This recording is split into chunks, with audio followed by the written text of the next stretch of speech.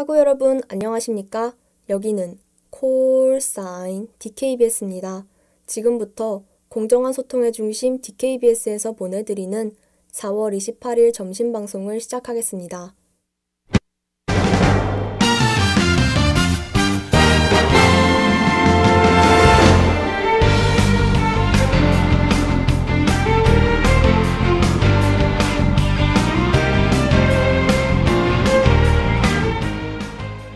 레이더 단국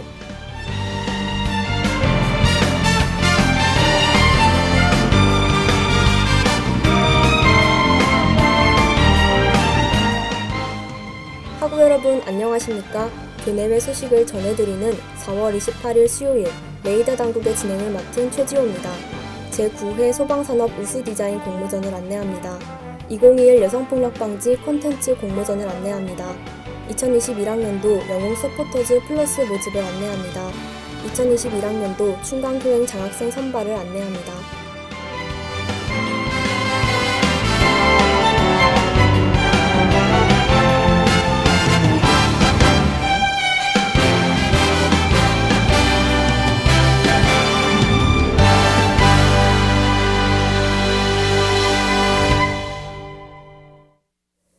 제9회 소방산업 우수 디자인 공모전을 안내합니다. 공모기간은 6월 10일까지이고 공모 주제는 소방산업의 새로운 도약, K소방형 뉴딜을 그리다입니다. 참가 자격에는 제한이 없으며 공동제작의 경우 4인 이하의 팀만 참가 가능합니다. 접수 방법은 공모전 신청 홈페이지에 접속해 제출 서류를 접수하면 되며 자세한 사항은 한국소방원 산업기술원 홈페이지를 참조하시길 바랍니다. 2021 여성폭력방지 콘텐츠 공모전을 안내합니다. 응모기간은 6월 13일까지이며 공모 분야는 커툰, 굿즈 디자인, 영상 콘텐츠로 총 3가지입니다. 응모 자격은 전국민 누구나이며 팀은 대표자 포함 3인 이내일 시 참가 가능합니다. 접수 방법은 여성폭력방지 공모전 홈페이지에서 접수하면 됩니다. 자세한 사항은 2021 여성폭력방지 콘텐츠 공모전 홈페이지를 참조하시길 바랍니다. 2021학년도 영웅 서포터즈 플러스 모집을 안내합니다. 모집 기간은 4월 30일까지이며 모집 대상은 단국대학교에 재학 중인 학부생 2, 3학년입니다. 천안 캠퍼스에서는 총 4명을 선발하며 영웅 스토리 비교과 프로그램 페이지에 접속해 영웅 서포터즈를 검색 후 지원서를 업로드하면 신청할 수 있습니다. 자세한 사항은 포털의 공지사항을 참조하시길 바랍니다.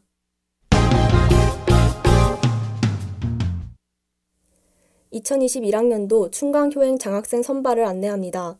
신청기간은 5월 4일까지이며 장학기준은 효행과 선행으로 모범이 되거나 이에 준하는 장격을 갖춘 천안캠퍼스 재학생입니다. 성적기준은 직전학기 12학점 이수 및 평균 평점 2.5점 이상이며 신청서와 자기소개서 각 일부를 포함한 제출서류를 학과 사무실에 제출해 신청하면 됩니다. 자세한 사항은 포털의 공지사항을 참조하시길 바랍니다.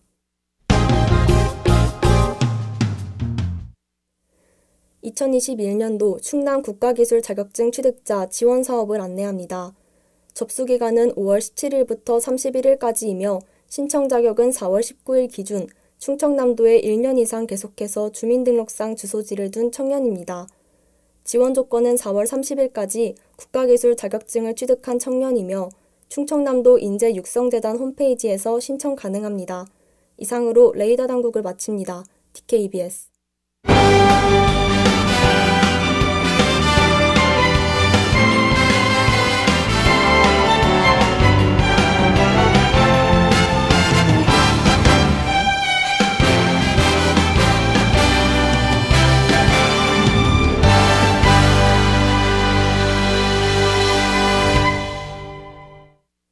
그럼 저는 구구단의 일기와 로고송 듣고 미스터리 소설과 영화의 케미를 파헤치는 코너 K-미스터리로 돌아올게요.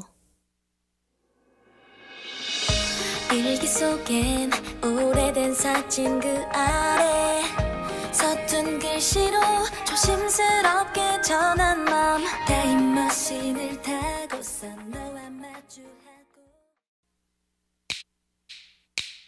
오늘 하루도 힘을 내요. 오늘 하루도 수고했어. 있어요. 하루의 시작과 끝을 함께하는 우리의 목소리를 들어봐요. KBS 신속한 정보를 전할게요. KBS 누구보다 정확하게 KBS 공장은 걱정하지 마요. 모두와 함께해 우린 DKBS.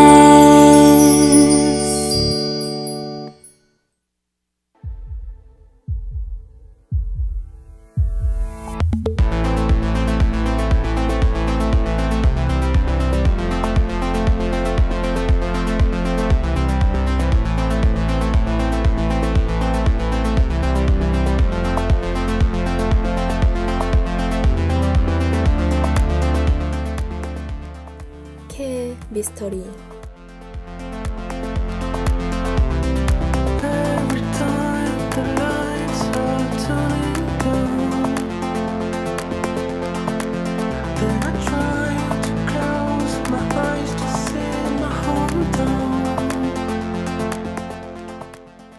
긴장감 넘치는 분위기, 어두운 배경, 섬뜩한 묘사들까지 심장을 쥐락펴락하는 미스터리 소설을 읽다 보면 자연스레 그 장면에 몰입되곤 하죠.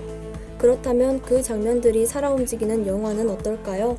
코너 K 미스터리에서는 미스터리 소설의 리메이크 영화를 소개하고 그 두 작품의 케미까지 파헤쳐 드립니다. 그럼 지금부터 귀 쫑긋하고 따라와 주세요. 안녕하세요. 저는 4월 28일 K 미스터리의 진행을 맡은 최지호입니다.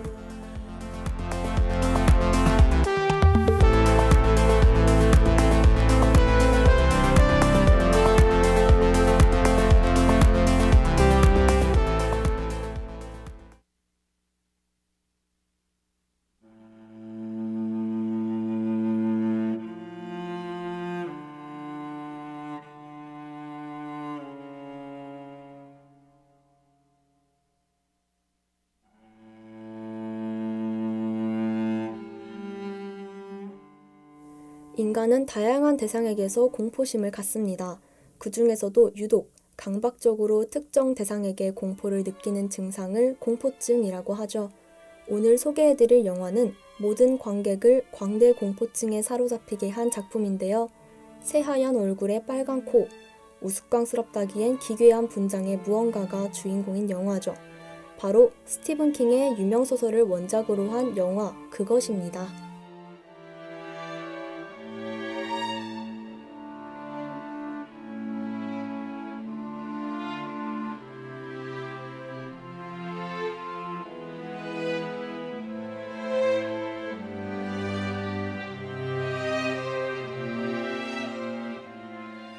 (1988년) 여름의 시골 마을 대리.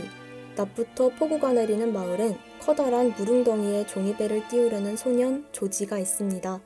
형 빌리의 도움을 받아 널빤지를 집어 멋진 배를 완성한 조지는 우비를 걸치고 밖을 나서죠. 물살을 조심하라는 형의 당부에도 빗물에 떠내려가는 종이배를 잡기 위해 열심히 뛰어가기 시작합니다.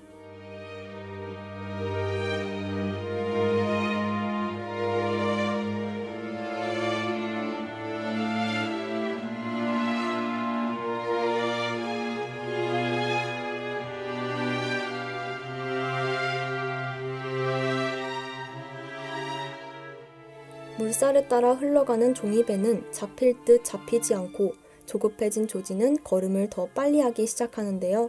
드디어 손에 닿으려는 그 순간 종이배는 그만 하수구 안으로 들어가고 맙니다. 속상한 마음에 하수구 구멍 안으로 손을 뻗어봐도 잡히지 않았죠. 그 순간 번뜩이는 눈동자 한 쌍이 나타납니다. 광대의 형상을 한 얼굴이 드러나고 조지는 놀라서 뒤로 물러서요.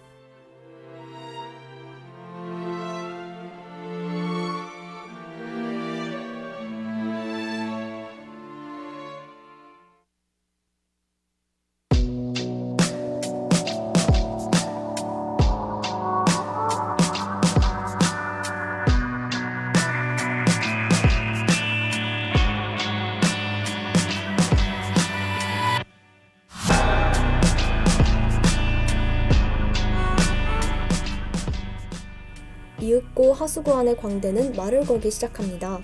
이걸 찾고 있냐며 내민 손에는 조지의 종이배가 올려져 있었죠. 친근하게 말하지만 누가 봐도 수상한 광대의 모습인 상황, 쉽사리 행동을 취할 순 없습니다. 하지만 이름 모를 광대는 계속해서 배를 줄 테니 가져가라고 속삭이고 조지는 결국 손을 뻗어요. 그 손은 그대로 광대에게 물리고 조지는 순식간에 한쪽 팔을 잃습니다. 고통에 울부짖는 사이에 의문의 손이 그를 하수구 안으로 채가죠.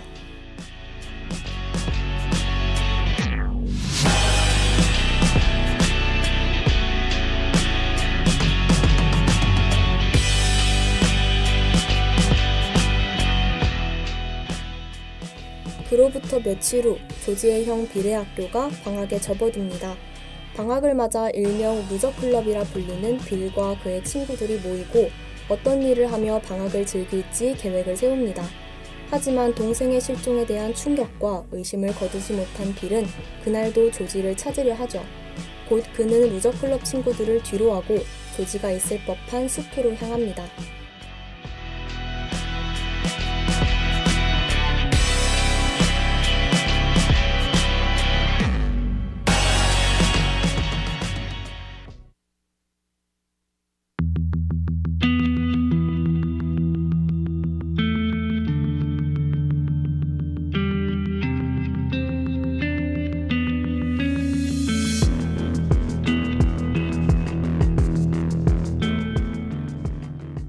한편 루저클럽 아이들에게는 이상한 일이 생깁니다. 양농장 집의 아들 마이크는 양고기를 식당에 배달하러 갔다가 주방 뒷문에서 화재 현장을 목격하는데요. 문틈으로 검은 손들이 튀어나오며 살려달란 비명이 귀를 찌릅니다. 열릴 듯 말 듯 위태로운 문을 보며 겁에 질려있던 찰나 벌컥 문이 열리고 평범한 주방의 모습이 보이죠.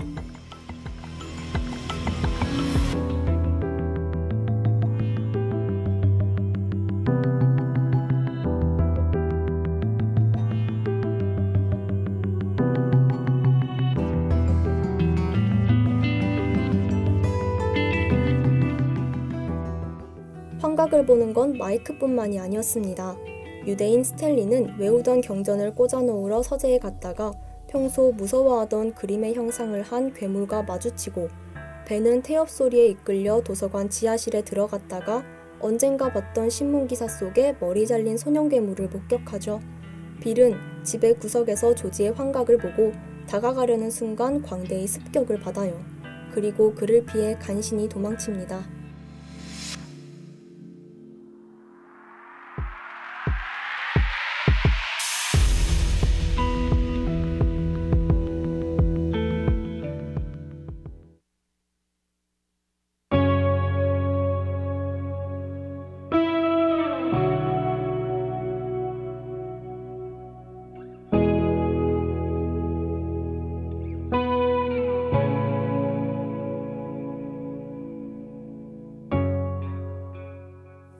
이러한 환각이 어른들에게는 보이지 않는다는 사실을 깨달은 아이들, 마을의 괴담을 연구하는 벤을 필두로 기이한 현상에 대해 알아보기 시작합니다. 벤의 말에 따르면 대리에는 광대의 모습을 한 정체불명의 존재가 숨어 살고 있고 그의 이름은 페니와이즈이며 27년마다 나타나 아이들을 골라 먹어치우는 무시무시한 존재였죠. 빌은 이 사건이 자신의 동생과 관련이 있다고 믿고 조지를 찾으러 갈 결심을 합니다.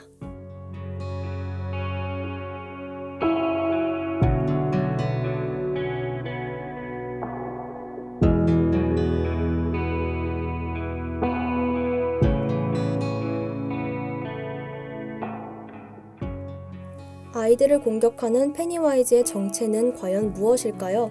과연 빌은 조지를 찾을 수 있을까요?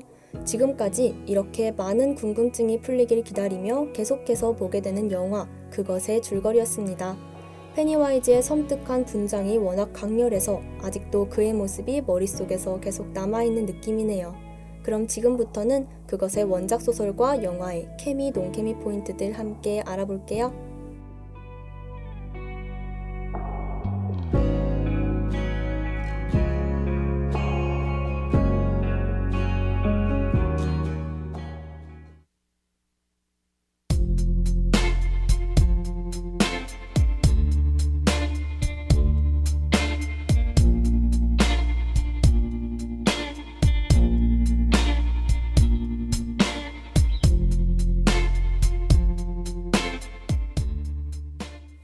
영화와 소설 그것의 첫 번째 케미 포인트는 배경에 따른 적절한 각색입니다. 괴물 페니와이즈가 27년마다 나타난다는 설정은 그대로 유지됐지만 원작의 시간대는 1958년이고 영화는 1988년으로 차이가 나는데요. 그 때문에 원작 소설에서는 페니와이즈가 50년대 공포영화에서 자주 등장하는 미라, 늑대인간, 프랑켄슈타인, 검은 늪지대의 인어와 같은 괴생명체의 모습을 취하곤 하죠.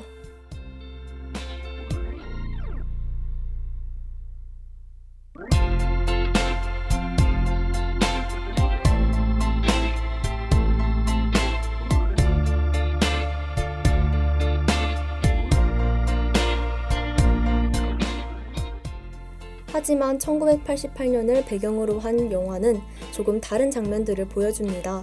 바로 루저클럽 아이들이 공포를 느끼는 요소를 시대 배경에 맞게 바꾼 것이죠.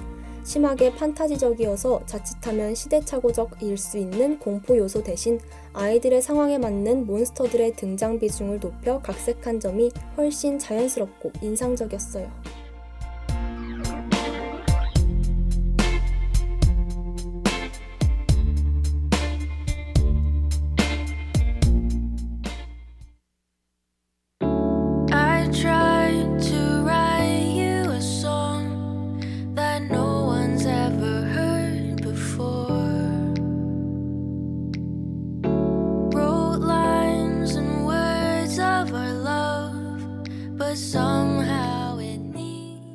또한 페니와이즈의 특성에도 약간의 변화가 있었는데요.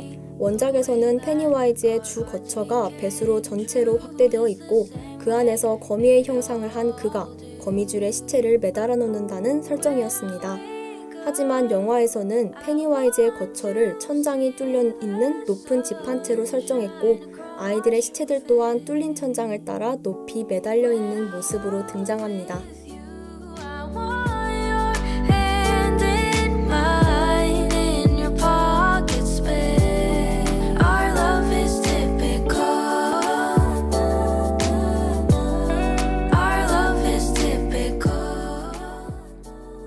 개인적으로 아이들의 시체가 허공에 매달려 있는 이 장면이 매우 인상 깊었는데요. 영화 속 설정과 장면 자체의 연출이 시체 더미가 주는 위압감을 소설보다 더 잘 살려주었다고 생각했습니다. 또한 페니와이즈의 거처가 일반적으로 사람들이 살 법한 집을 포함한다는 설정이 더욱 공포스럽게 다가왔어요. 영화 속 일상적으로 생활하는 공간에서 그의 등장은 소설과 다른 일상적인 느낌의 공포로 더더욱 손에 땀을 쥐게 했죠.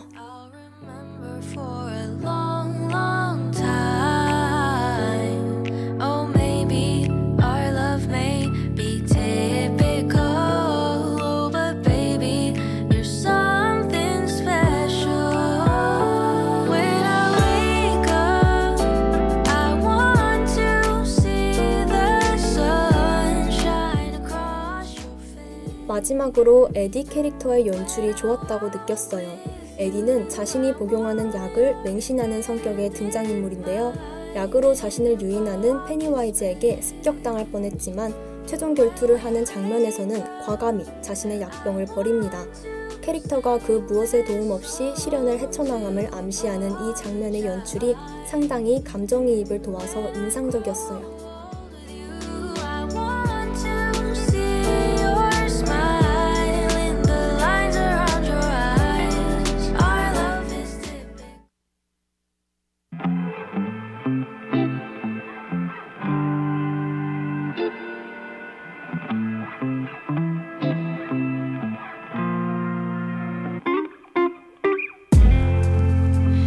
If we could live in this moment and just 한편 다소 아쉬운 부분들도 있었습니다. 소설에서는 주인공이자 빌런인 페니와이즈에 대한 세밀한 묘사가 있는데요. 그에 반해 영화에서는 많은 특수효과가 쓰인 그의 모습밖에 나오지 않습니다. 배우의 표정, 몸짓 연기보다는 화려한 CG 기술에만 초점이 맞춰진 채로 캐릭터가 구성된 것 같아서 아쉬움이 남았어요. be falling while we're making love and the sun will be shining, the flowers still are blooming, the leaves will turn again, but time will be frozen.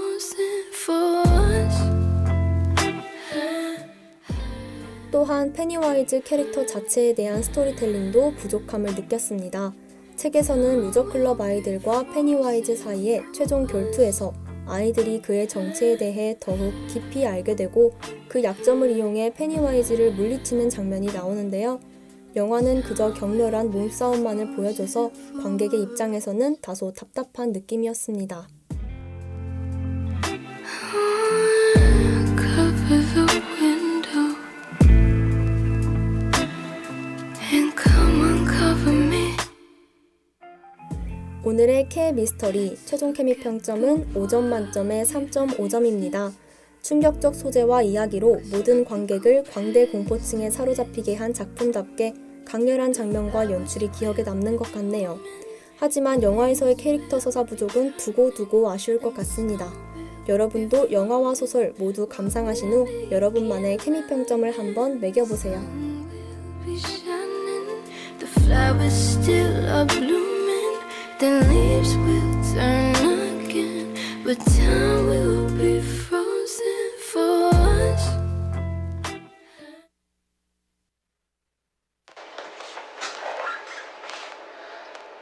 My crybaby 조금만 더 기다려.